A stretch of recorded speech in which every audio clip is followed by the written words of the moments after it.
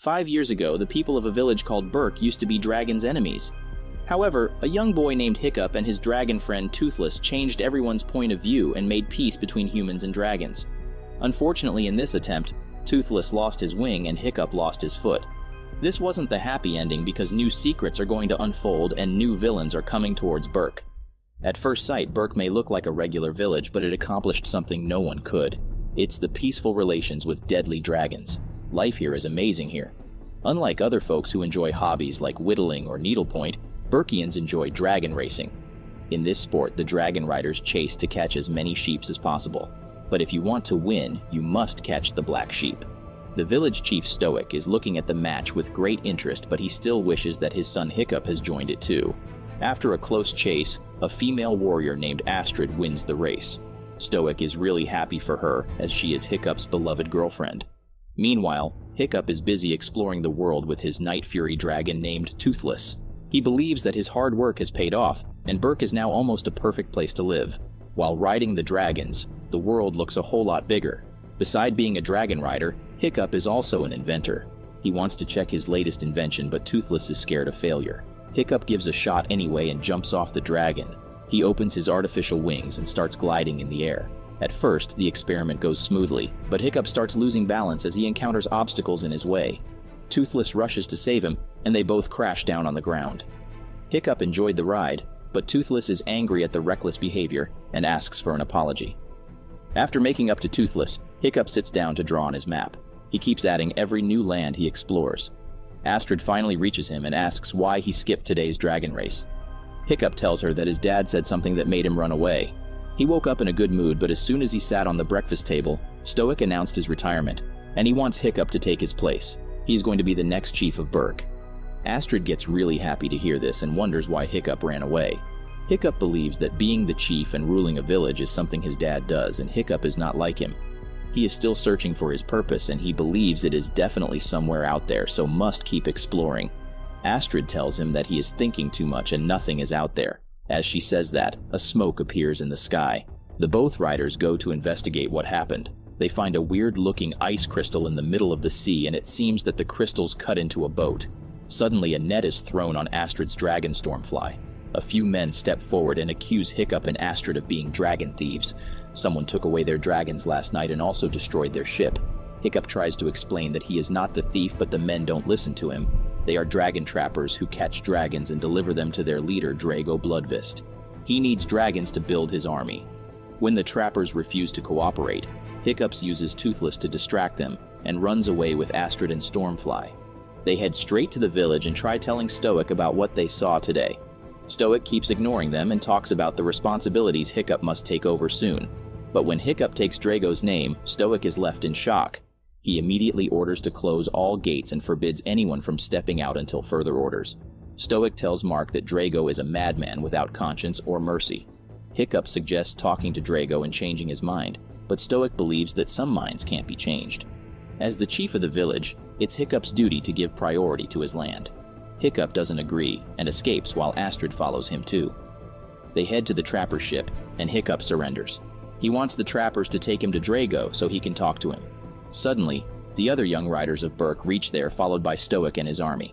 They capture the trappers and tell Hiccup to give up on his idea of making peace with Drago. Stoic saw that man only once but never forgot. There was a gathering of chieftains to discuss the dragon scourge they all faced. Into their midst, a stranger came from a strange land. He was covered in scars and draped in a cloak of dragon skin. He carried no weapon and spoke softly, saying that he, Drago Bludvist, was a man of the people who is devoted to freeing mankind from the tyranny of dragons. He claimed that he alone could control the dragons and keep us safe if we chose to bow down and follow him, but everyone made fun of him and refused. As he left, the place was attacked by dragon fire breath all of a sudden. Everything burned down and Stoic was the only survivor. Hiccup is still not afraid to meet Drago and he flies away with Toothless. Stoic sends his people back to the village while he goes after Hiccup along with his friend Gobber. Stoic believes that Hiccup is just like his late mother, who was also stubborn and persistent to bring impossible changes. Gobber advises Stoic not to worry as Hiccup has a night fury to protect him. Even if he finds Drago, he will be protected by his loyal Toothless. On his way, Hiccup encounters a masked rider who kidnaps Hiccup and his dragon. When he finally opens his eyes, Hiccup finds himself trapped among hundreds of dragons. Hiccup uses his tricks to communicate with the dragon and convince them not to attack him. The masked person is surprised at Hiccup's ability, and she takes off her mask. It's a woman named Valka. She looks closely at Hiccup and recognizes him. She is Hiccup's mother, whom everyone thought was dead. Valka gives a big smile and takes Hiccup to the hidden land of dragons. It's a heavenly place full of dragons. When everyone thought she died, Valka was here for the past 20 years. She rescued hundreds of dragons and brought them to this safe place. She asks Hiccup if he is angry at her for not finding him soon, but Hiccup understands that the cause is worth it. He introduces his dragon friend and also tells Valka that everyone in Berk has a dragon now. Valka refuses to believe that, as she saw the worst. Valka had accepted that just a few like her and Hiccup are born different and others will never accept peace with dragons. That's why she never tried to return. 20 years ago, Berk was the land of kill or to be killed. Valka always wanted peace, but it was an unpopular opinion. One night during a fight, a dragon broke into her house and reached Hiccup, but he didn't harm the baby. Valka realized that she was right about dragons. Suddenly, Stoic reached there and started a fight with the dragon. The house almost fell down and killed her family, but the dragon escaped before that and took Valka with him. Everyone thought she was eaten by the dragon, but she reached here, in the home of the great Bewilderbeast. It's an alpha beast, and a very few of such dragons exist. It builds nests for the dragons and protects them from intruders. All the dragons here live under his care and command except the babies, as they don't listen to anyone. Valka suddenly asks if Hiccup is hungry, as it's dragon's feeding time, and it's something Hiccup may have not seen before. Meanwhile, Astrid is worried for Hiccup and believes that he is caught by Drago. She takes one of the trappers named Eret and threatens him to tell the location of Drago. She takes her friends and heads to face the Drago. Unaware of that, Hiccup is enjoying the feeding time of dragons. They don't hunt. Bewilderbeast dives in the water and thousands of fish come out by themselves. Seeing Hiccup's amusement, Valka offers him a ride around the mountains. While riding the dragons, she feels alive and free. Hiccup also feels the same, but he has another trick. Hiccup jumps down and pulls out his artificial wings. He falls down after a while but enjoys the flight. Valka is really delighted to see that Hiccup is just like her. Even when she was away, her son took after her. Now she wants to make up for the 20 years Hiccup spent without her. They can work together to make the world a safer place for the dragons. Valka has learned many tricks and secrets, and she is willing to teach them to her son. Hiccup agrees and believes that Valka and him can also convince Drago, but Valka believes Drago is an exception. He will not bow to anyone. Despite the danger, Astrid and her friends reach Drago's ships. Eret shouts and grabs Drago's attention. He is expecting a reward for bringing the dragons, but Drago refuses to do that. Astrid warns Drago to let them go. Otherwise, Hiccup, the Dragon Master, will come with his Night Fury to kill all the enemies.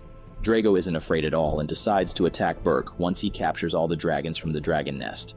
Astrid refuses to accept defeat and tells her team to get ready to escape. As Eret didn't get his reward, he also helps the dragon riders and they succeed in escaping. Meanwhile, Stoic has found his son and wants to take him back home, but he stops on seeing Valka in front of him. She thought that Stoic must be angry and upset, but he is really delighted to see her beautiful wife alive. They all get back in the nest and start preparing lunch. Hiccup continues telling her mother how much Berk has changed. Now she can move back in with the dragon and Drago will not stand a chance against them. Valka stays quiet as she still feels a little awkward on seeing her husband after such a long time. To break the ice, Stoic starts singing their favorite song. Valka also remembers the lyrics and they sing and dance together in joy. Afterwards, Valka agrees to go back to Berk.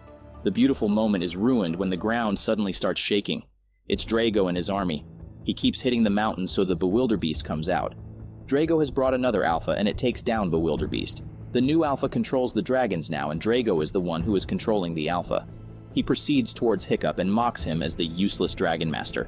Hiccup asks why he is doing this and Drago shows that his arm is cut off. It happened during a war with dragons that also took away Drago's family, so he decided to conquer dragons with dragons. Hiccup accuses Drago of lying. He doesn't want to rule dragons. He wants to use them to rule the world. Drago accepts that and asks Hiccup to give up. Drago orders the alpha to control Toothless and make him attack Hiccup. Toothless is not in senses and attacks Hiccup. Stoic gets in the way to save his son, but he sacrifices his own life. Valka rushes there too and can't believe her eyes. She had just met her husband after such a long time and now she lost him again. Toothless and other dragons are taken away by Drago, and he heads to Berk. Hiccup completes the rituals for the funeral and apologizes to his father's soul. Hiccup believes that he is not the chief Stoic wanted him to be, and neither the peacemaker he thought he was. Seeing his frustration, Valka comes to talk to him. Hiccup was born immature and she considered him weak and fragile, but Stoic knew his son will be the strongest Viking one day. Valka believes that Stoic was right. Hiccup is special and he is the only one who can bring the world of humans and dragons together. Hiccup feels motivated and decides to head back to save Berk. All the dragons may be under the control of Alpha, but the baby dragons are still here as they don't listen to anyone. They are difficult to ride, but Hiccup has no other option. He reaches his village and asks his friends to distract Drago so he can get Toothless. Drago tells him to give up as Toothless is under the control of the Alpha. Hiccup believes in his friendship and asks Toothless to recognize him. Their bond is so strong that Toothless eventually breaks out of the Alpha's control. Hiccup uses him to attack Drago and tell him to give up. Drago gets enraged and orders the Alpha to throw an ice blow. Hiccup and Toothless are frozen under the ice crystal, and the villagers lose their hope. Suddenly, a blue light glows in the crystals and they shatter. One should never underestimate the power of a Night Fury. Toothless continuously attacks the Alpha and shows that he is an Alpha himself. The other dragons also leave the Alpha's side and join Toothless. Now he is the leader of the dragons. The Alpha and Drago leave and Berk is saved. They honor their new chief Hiccup and bow to him. Hiccup builds a statue to pay tribute to his father's sacrifice. He had refused to become the chief because he was afraid that he was not as capable as his father. But now he has proven that he is a true Viking and the great Dragon Master. Physical appearance and strength is not everything. One must have a strong mind and a determined heart to prove his worth.